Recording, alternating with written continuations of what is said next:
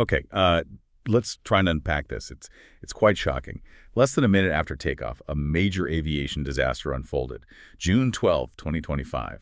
We're doing a deep dive today into Air India Flight AI171. It's a tragedy that's really stunned the world.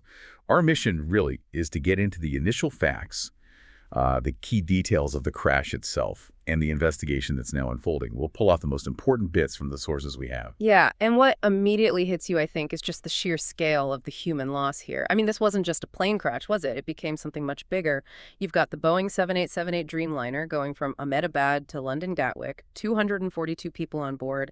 But then it hits a medical college hostel, and the final count is 279 lives lost. That's 241 from the plane, but also, tragically, at least 38 people on the ground. It just underscores, how devastating the impact was way beyond the aircraft itself. Right into the community. That point is just, incredibly stark. The ripple effect. Let's focus on those first moments, those terrifying moments after takeoff. Our sources are saying the crash happened unbelievably fast, less than a minute after leaving the runway. That was 11:39 p.m. local time. And the plane, it only got up to about 650 feet, max altitude. Yeah. Then just a rapid descent.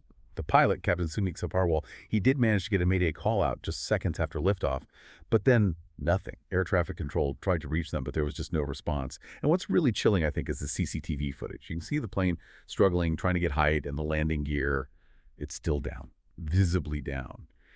Then just, crashing in this huge fireball. And that detail about the landing gear, that's absolute crucial. It really suggests one of two things, right?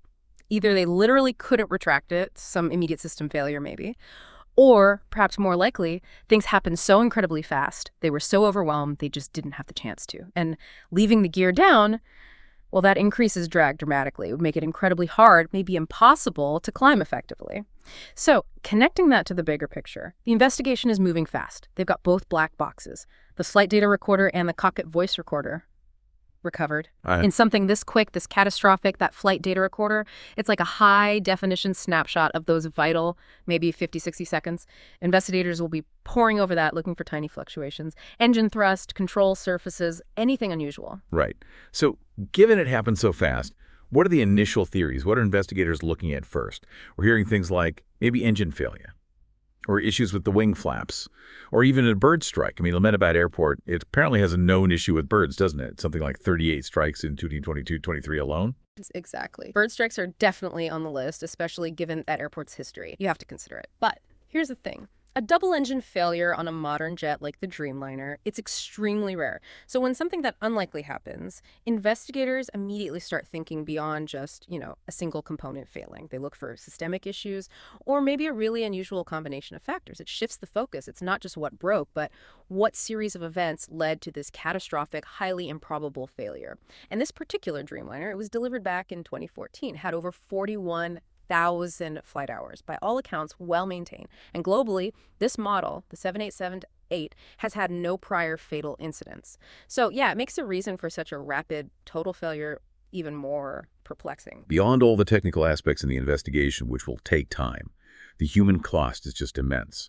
The victims we know included 169 Indian nationals, 53 Britons, 7 Portuguese, 1 Canadian, and among them some prominent figures like the former Gujarat Chief Minister Vijay Rupani, and tragically, many medical students who were in that hostel. But amidst all this loss, there's this one sliver of, almost unbelievable news. One survivor. Vishwashkumar Ramesh, a British national, originally from India. He was apparently in seat 11A, near an emergency exit. Escaped with non-critical injuries. He called it a miracle. It truly is remarkable. And his survival, while miraculous for him, is also potentially a really critical asset for the investigation. His eyewitness account, even if fragmented because of the trauma, could offer insights. Real-time perspective that you just don't get from the black boxes alone. It might help paint a fuller picture of those final chaotic moments inside the cabin. But this also brings up the really difficult aftermath, doesn't it? The identification process. It's been incredibly slow. The reports mention severe charring of the remains, which basically means visual ID is almost impossible. They're relying heavily on DNA.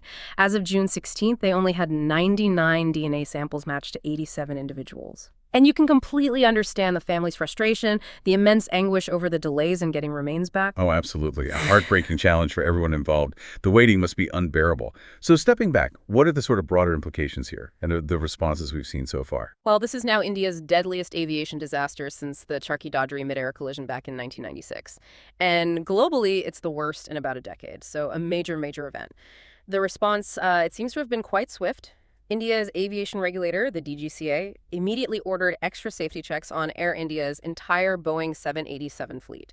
And the government has set up a high-level committee. Their job is to investigate, obviously, but also to recommend new safety protocols. Also, Tata Group, which owns Air India now, they've pledged 1 crore rupees, that's about, $116,000 US to each victim's family. And they'll cover medical costs for the injured, including the survivor.